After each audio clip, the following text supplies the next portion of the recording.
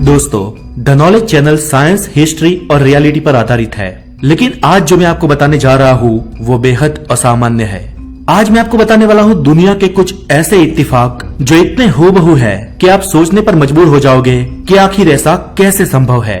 और फिर भी मैं ये कहूंगा कि इसके पीछे एक मैथमेटिक्स है और ये घटनाएं लॉ ऑफ प्रोबेबिलिटी पर आधारित है। लेकिन इस वीडियो में मैं आपको चौंकाने की पूरी गारंटी लेता हूँ। Welcome back to the knowledge. मैं हूँ हितेश गिरी गोसाई और चले आज देखते हैं इतिहास में घटे कुछ विचित्र इत्तेफाक के बारे में। इत्तेफाक नंबर 1, मॉर्गन रॉबर्टसन एक लेखक हॉलीवुड की थ्रिलर फिल्म को भी टक्कर देने वाली एक कथा लिखते हैं। कथा कब लिखते हैं उसकी तारीख को मैं आपको अभी नहीं बाद में बताऊंगा, लेकिन इस कथा के केंद्र में एक बहुत बड़ा विशालकाय समुद्री जहाज है और इस जहाज को बनाने वाले इंजीनियर्स ये दावा करते हैं कि इनका ये जहाज अनसिंकेबल है और जो कभी भी नहीं डूब सकता। ये जहाज अप्रैल के महीने में अपनी पहली सफर इंग्लैंड से अमेरिका की ओर तय करता है। जहाज की इस पहली सफर में इंग्लैंड के बहुत ही रिच लोग इसकी मुसाफरी का आनंद ले रहे हैं। अंत में होता यह है कि ये जहाज अमेरिका पहुंचने से पहले ही रात के समय एक हिमशिला से टकरा जाता है और अटलांटिक ओशन में उसकी जल समाधि हो जाती है। दोस्तों, अभी मैंने आपको जो कहा वो टाइटैनिक फिल्म की कहानी नहीं है और ना ही रियल में डूबे टाइटैनिक जहाज की घटना को बयां किया है। मैंने तो आपको बस वो कथा कही है जिसे मॉर्गन रॉबर्टसन नाम के लेखक ने सन 1898 में लिखा था और रियल टाइटैनिक जहाज डूबा इसके ठीक 14 साल बाद यानी कि 1912 में। लेकिन चौंकाने वाली बात यह है कि टाइटैनिक भी दुनिया का उस वक्त का एकमात्र वैभवशाली जहाज था जो इंग्लैंड से अपनी पहली सफर के लिए निकला था, वो भी अप्रैल महीने में, और जिसे बनाने वाले ये दावा कर रहे थे कि ये जहाज अनसिंकेबल है, कभी नहीं डूब सकता, और जो अपनी पहली यात्रा में अमेरिका पहुंचने से पहले ही अटलांटिक ओशन में डूब गया। अब दोस्तों, ऐसा क्यों हुआ उसके पीछे लॉ ऑफ प्रोबेबिलिटी का सिद्धांत काम करता है। और अगर किसी लेखक को एक बहुत बड़ी समुद्री होनारत दर्शानी हो तो वो सबसे वैभवशाली पैसेंजर जहाज ही चुनेगा, और समुद्र में अगर जहाज को सिंक करवाना हो तो इसके लिए आम सी बात है एक हिमशिला। और आमतौर पर उस वक्त अमेरिका और ब्रिटेन के बीच आदान प्रदान बहुत ज्यादा था, इसलिए उन्होंने डेस्टिनेशन को अमेरिका चुना होगा, ऐसा हम कह सकते हैं। और उसके 14 साल बाद रियल में हूबहू ऐसी ही घटना घटी। दोस्तों, साइंटिस्ट कहते हैं कि ऐसी घटनाएं हूबहू होने के चांसेस 1 आउट ऑफ 23 होते हैं। अब दोस्तों, इस आंकड़े के कंक्लूजन को आप जो भी मानो, लेकिन ये दोनों घटनाएं आपस में बेहद ही समान है और इसके पीछे कोई पारलौकिकता या असामान्यता है वो तो हमें नहीं मालूम। लेकिन दोस्तों, इससे भी खतरनाक और शॉकिंग हमारा अगला इत्तेफाक नंबर 2 है। दुनिया के सामने एक बहुत बड़ी कंट्रोवर्शियल समानता के उदाहरण है अमेरिका के 2 महान राष्ट्रपति Abraham Lincoln and John Kennedy. दोस्तों, इन लोगों के बीच जितनी समानताएं हैं वो शायद ही किसी और 2 लोगों के बीच होगी। अब्राहम लिंकन अमेरिका के प्रेसिडेंट बने सन 1860 में और उसके सिर्फ 100 साल बाद यानी सन 1960 में जॉन एफ कैनेडी अमेरिका के प्रेसिडेंट के लिए चुने गए। चुनाव के दौरान ज्यादातर मीडिया वाले इन दोनों के विरुद्ध में ही अपना बयान देते थे, फिर भी ये दोनों जीते। और एक समानता यह है कि ये दोनों ही प्रेसिडेंट्स अश्वेतों के ह्यूमन राइट्स के लिए लड़ रहे थे। अब्राहम लिंकन और जॉन एफ कैनेडी दोनों ने ही कैपिटल वॉशिंगटन के ही व्हाइट हाउस के निवास दरमियान अपने बेटों को अकाल ही गवा दिया था। दोनों ही प्रेसिडेंट्स की हत्या फ्राइडे के दिन हुई थी और हत्या के दौरान उनकी पत्नियां उनके साथ थी। दोनों ही प्रेसिडेंट्स को सिर के पिछले हिस्से में गोली मारकर मार दिया गया था। लिंकन की हत्या फोर्ड थिएटर में हुई थी, जबकि जब कैनेडी को मारा गया तो वो फोर्ड कंपनी ने बनाई कन्वर्टिंग खुली कार में बैठे थे। और इतना ही नहीं, उस फोर्ड कंपनी की कार की सीरीज का नाम लिंकन था। और समानता की बात करें तो दोनों ही डेमोक्रेटिक पक्ष के थे। इतना ही नहीं, उन दोनों के वाइस प्रेसिडेंट्स का नाम जॉनसन था और लिंकन की खाली हुई कुर्सी को एंड्रयू जॉनसन ने संभाला तो कैनेडी के उत्तराधिकारी बने लिंडन जॉनसन। और सुनो दोस्तों, एंड्रयू जॉनसन 1808 में जन्मे थे, जबकि लिंडन जॉनसन 1908 में जन्मे थे। यहाँ भी 100 साल का इत्तेफाक। और इन दोनों की ही मृत्यु हाई ब्लड प्रेशर के कारण हुई थी। अभी बात यहीं पर खत्म नहीं होती है, आगे आगे देखो दिमाग कैसे चकराता है। अब्राहम लिंकन के निजी सलाहकार का नाम जॉन था, जबकि जॉन कैनेडी के निजी सलाहकार का नाम लिंकन था।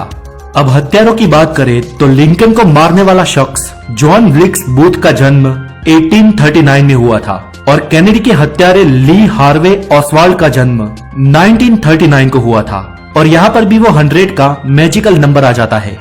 और आगे सुनो, लिंकन के हत्यारे ने लिंकन को थिएटर में गोली मारी और बेसमेंट में जाके छुप गया, जबकि कैनेडी के हत्यारे ने उनको बेसमेंट में गोली मारी और थिएटर में जाके छुप गया।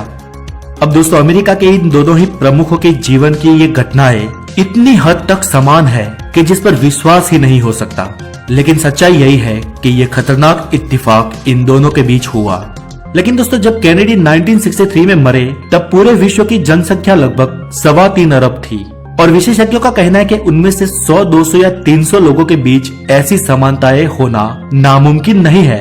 लेकिन इन दोनों की घटनाएं इसलिए प्रकाश में आई क्योंकि ये लोग अमेरिका के प्रेसिडेंट्स थे।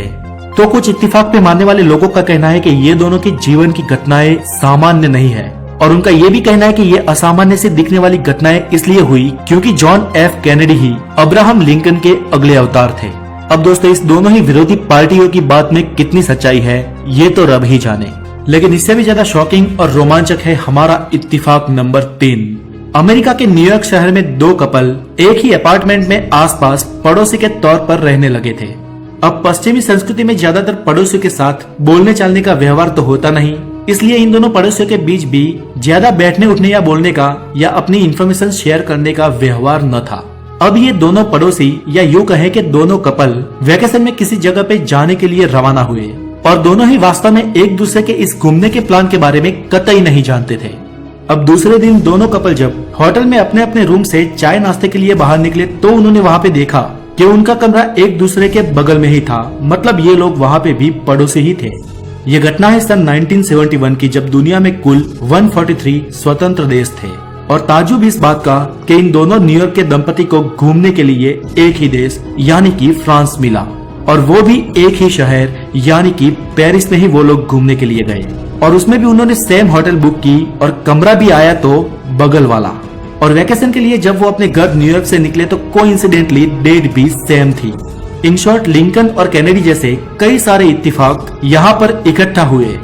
अभी भी इस घटना में एक और इत्तेफाक बाकी है, और वो ये कि जब वो पेरिस से वापस न्यूयॉर्क जाने के लिए निकले तब एक ही फ्लाइट में साइड बाय साइड एक ही पास इन लोगों की seats I. What a coincidence. दोस्तों, हमारा चौथा और आखिरी इत्तेफाक बेहद ही रोमांचक है, और इसे सुनने के बाद कुछ लोग तो मिरेकल्स में ब्लाइंड ट्रस्ट करने लगेंगे। ये घटना है सन 1882 की।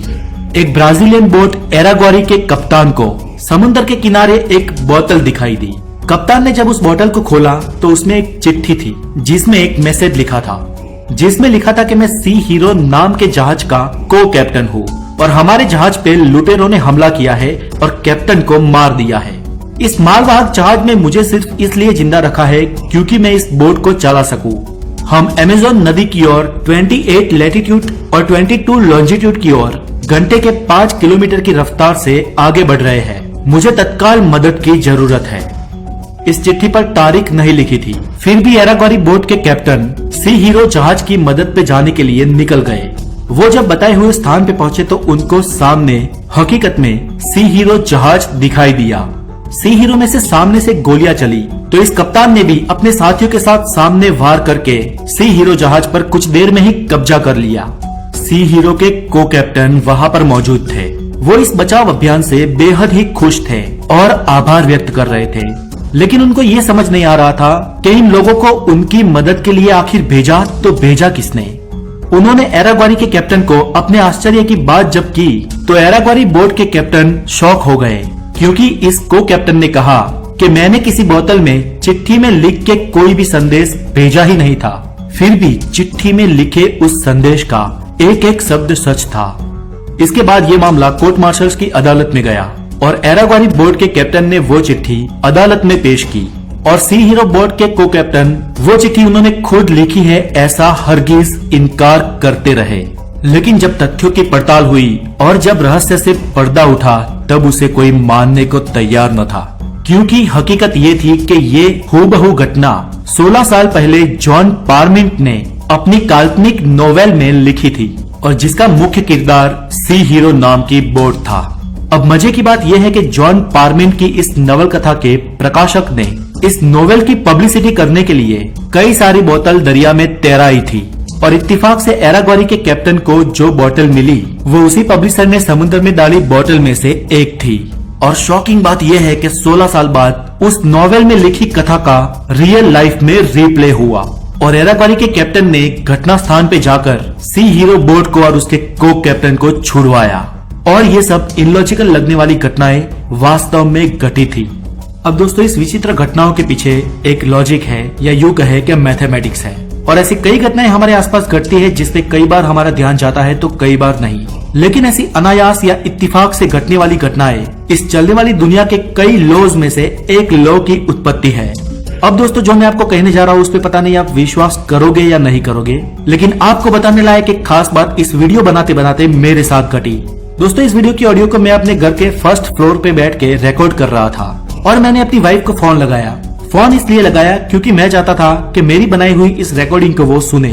मैं जब भी कोई अच्छी स्क्रिप्ट रिकॉर्ड करता हूँ तो उसे जरूर सुनाता हूँ, लेकिन फोन उठाकर ही मेरे कुछ बोलने से पहले ही वो बोली कि हितेश आप ऊपर काम कर रहे हो तो क्यों ना जॉन एफ कैनेडी और अब्राहम लिंकन के ऊपर वीडियो बनाया जाए। मैं कल से आपको इसके बारे में कहने के लिए सोच रही थी।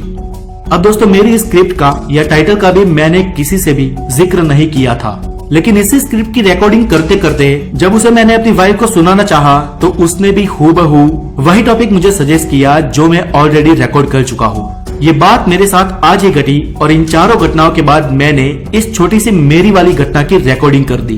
अब दोस्तों इसके बारे में आप क्या सोचते हो मुझे कमेंट बॉक्स में जरूर बताएं और अगर आपको ये वीडियो अच्छी लगी हो तो इसे हो सके इतने शेयर करें और लाइक करें और अगर आप नए हैं तो द नॉलेज को जरूर सब्सक्राइब करें। फिर मिलेंगे हेल्दी नॉलेज के साथ। Have a good day, take care.